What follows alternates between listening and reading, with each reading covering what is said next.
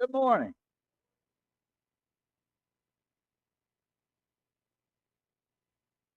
Welcome, graduates.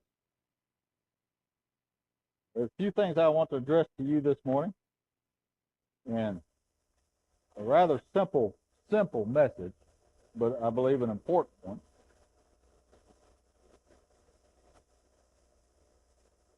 It's been a busy month here at the church, and we've had a lot of things go on, and I'd rather it be this way than have nothing to do. And so, the first thing I want to stress to you this morning is we have ceremony, and we try to recognize you and honor you, but the main thing of it is it's not about the ceremony. There are things that I believe I want to impart to you today and mention to you today, and it's a simple message, but I hope it's something that goes with you, that you can take with you, and it's useful to you. And I believe it's also something I believe as a church family we would wish to impart to you. We recognize your achievements, and we recognize the accomplishment you have made, and we're proud of you. And when you get over here to have dinner with us, and please stay and have dinner, they have tables set up over there. I was amazed at the amount of accomplishments they have laid out. They have been very busy and active in their high school careers. And they have done achievements and things that we should be extremely proud of. And we want to recognize you this day for the hard work that you put in, because it's evident by what's on display over there. You have taken advantage of the opportunity that high school has presented you.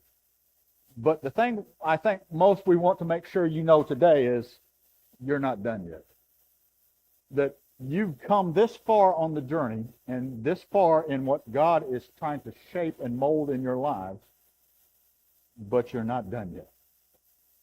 In Scripture, in Isaiah, in chapter 64 and verse 8, it says, "Yet, Lord, you are our Father. We are the clay, and you are our potter. We are the works of your hand." And this morning I want to just give you a little lesson is, since you're not done yet, God is not done shaping and fashioning and making you the vessel for his use and the vessel that he desires you to be. We are proud of what you've done so far, and it reflects on your hard work and your dedication, and it shows the effort that you have put in, but you're not done yet. And God has used this time in high school and your time going through school, and it's good to recognize the place where you are. It means you have fit and done some things and come to a point in life where you have been shaped and fashioned and prepared as best that society can to help you go further, and you in your life and what lie ahead of you. Hopefully you have been given the tools and the resources that you need to become things in life that God has for you to be, but especially what society deems is what they've done on your behalf to get you ready. You've gone through high school with many other people and many other classmates, and there are some who have squandered the opportunity. Some who have just simply gone because they had to, and some who are arriving at this point in life and not realizing why they've been there and the reason for it and the purpose for it and the reasons behind it, and basically they've gone through to get through. We know as evidence of what we see, you have prepared yourselves. You have taken the challenges that have been set before you, and you have met them. And you have done your best, because it's evident by the thanks and the proofs of the plaques and the ribbons and the belt buckles and all the things that you have accumulated, because you've done extremely good work, and it's been challenging to you. But you're not done yet. And so as a church body this morning, we want to encourage you.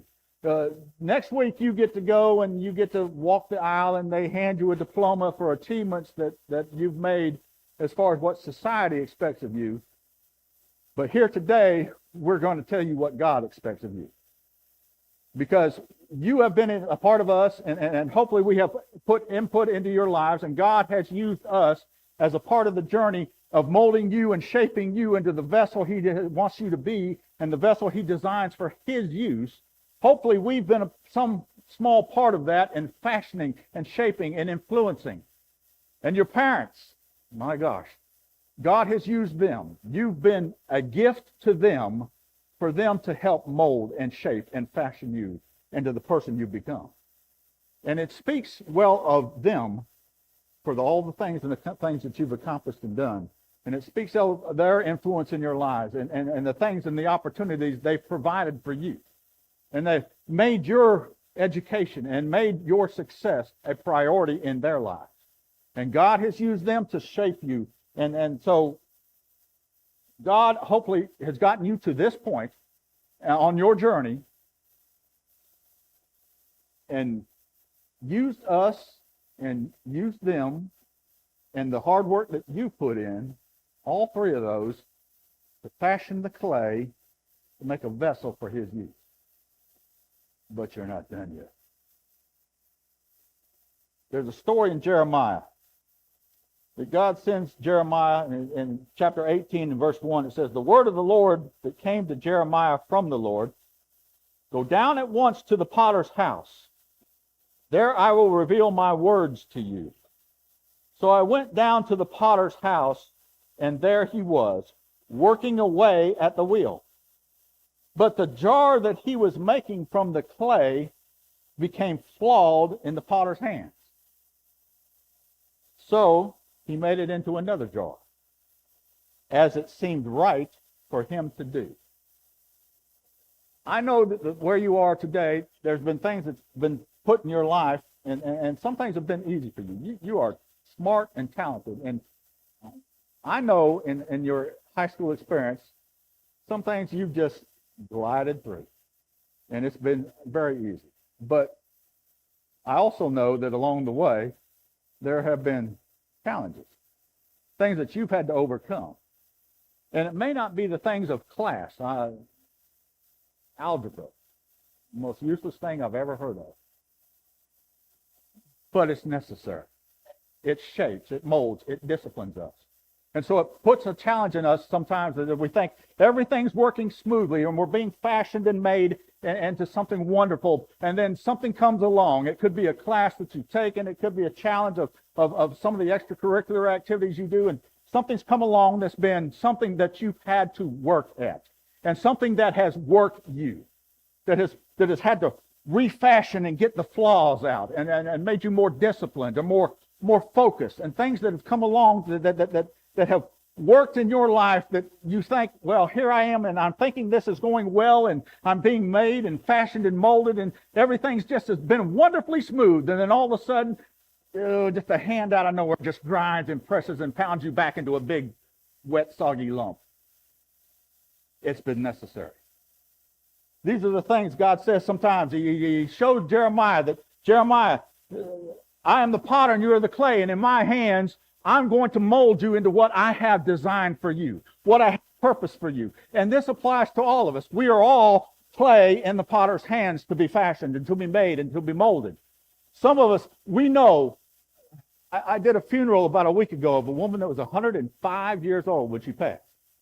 Still had a valid Georgia driver's license.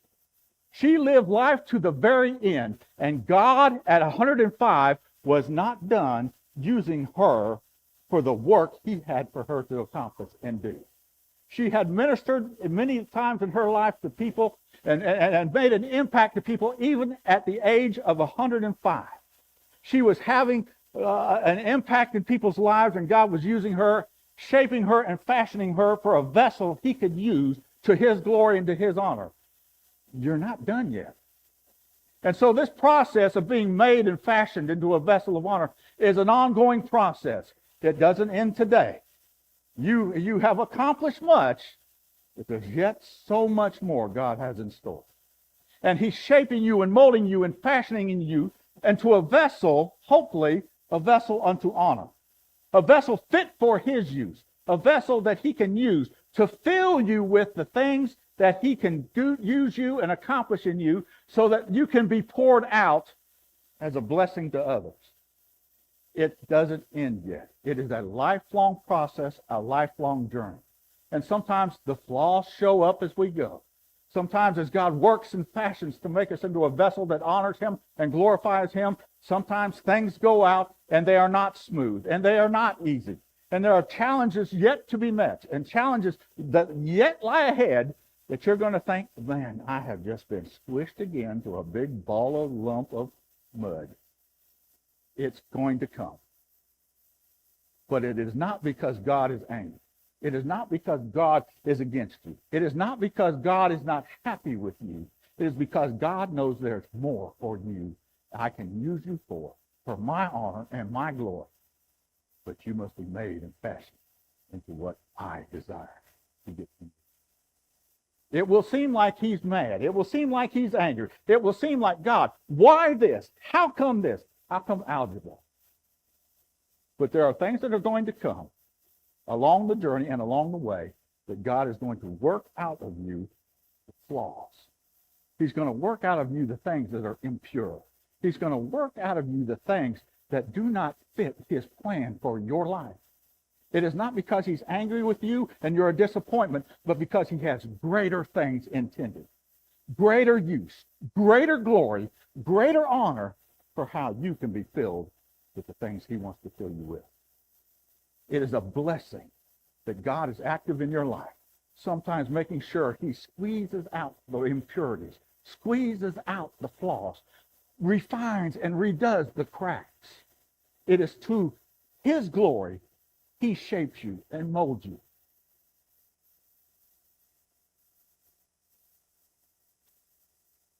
Another verse of Scripture. In 2 Timothy, I know it's there, I just read it. There it is.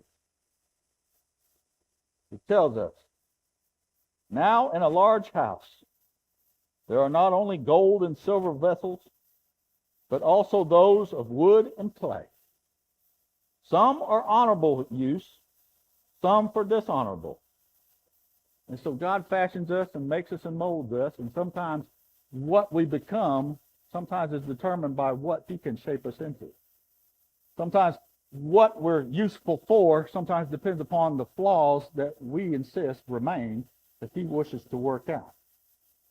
And so what it tells us here is sometimes he fashions us and what we can be used for sometimes is determined by our willingness to be used and shaped. And so he says, some vessels for honor, some vessels for dishonor. But he adds here, so if anyone purifies himself from anything dishonorable, he will be a special instrument, set apart, useful to the master, prepared for every good work. God shapes us and he breaks us down. And sometimes when he doesn't get out of us what he wants and what he desires, sometimes he just remashes us again to reshape us and mold us again.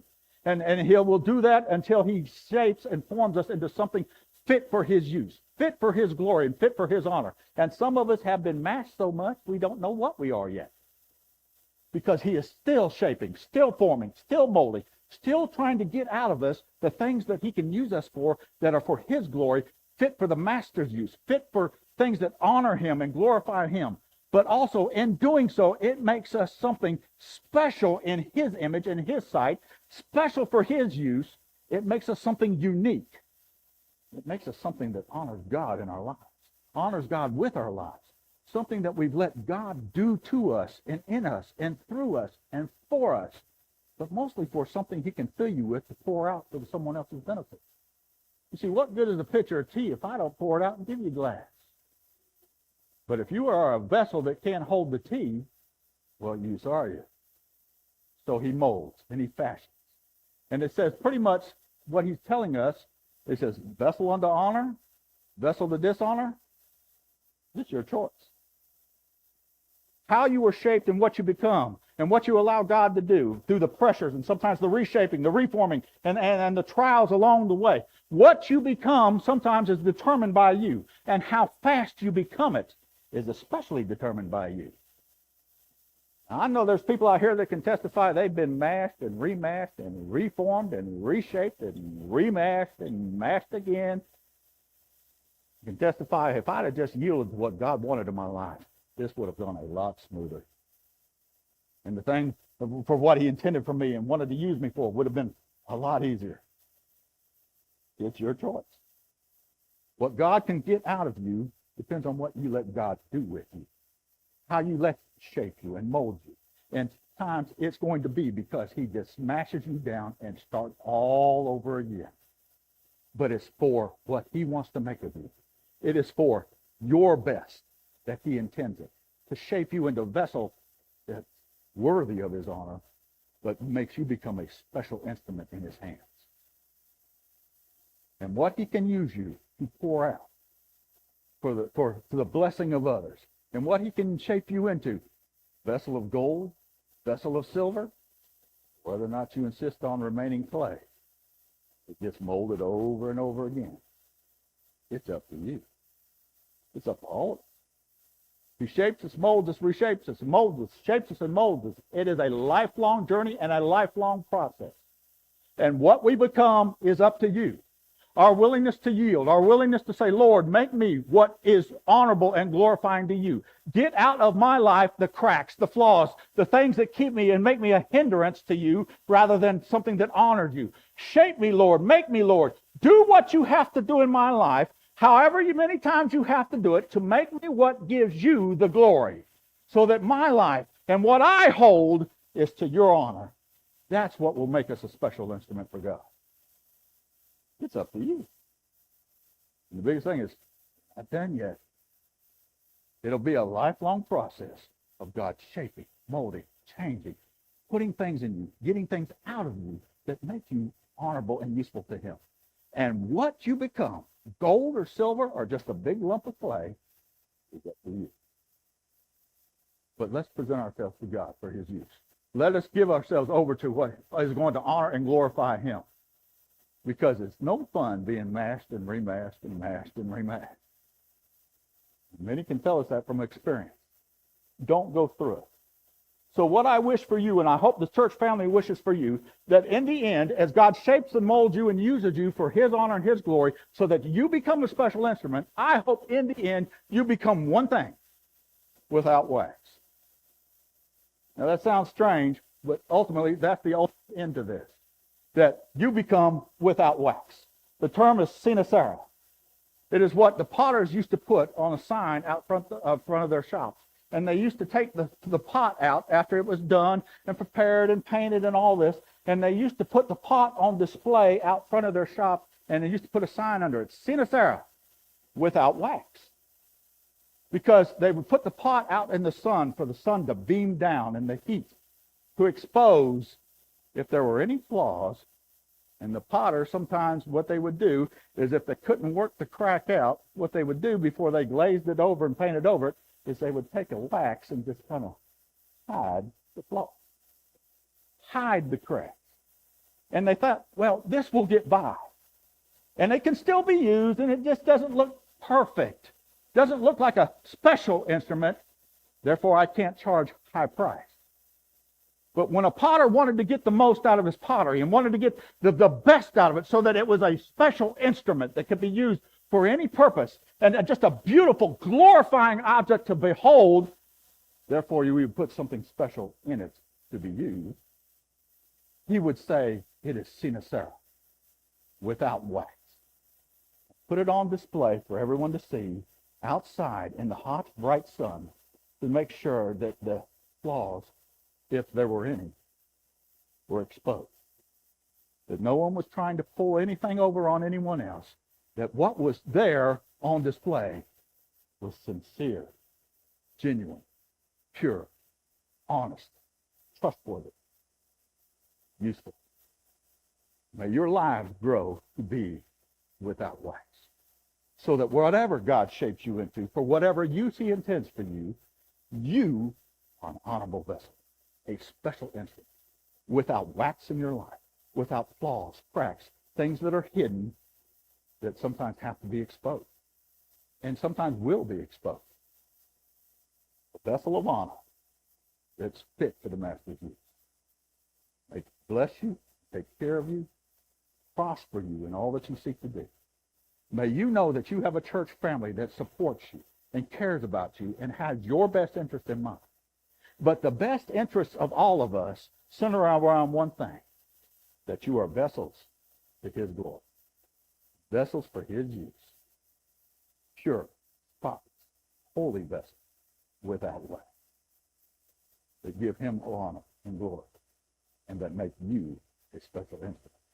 So, congratulations today.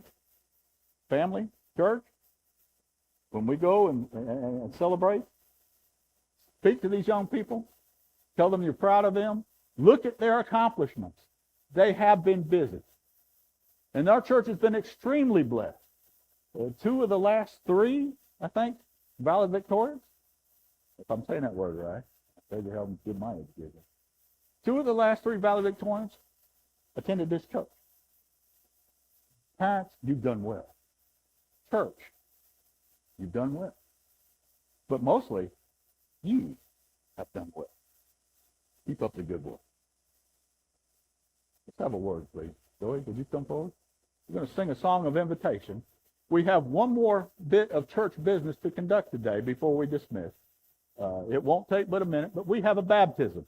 And it's been a busy month. We've had a lot to do, and things have kind of overlapped, so we're going to do that this morning. It will take but a minute, but it's something important. It's someone who has presented themselves to be fit for the master's use.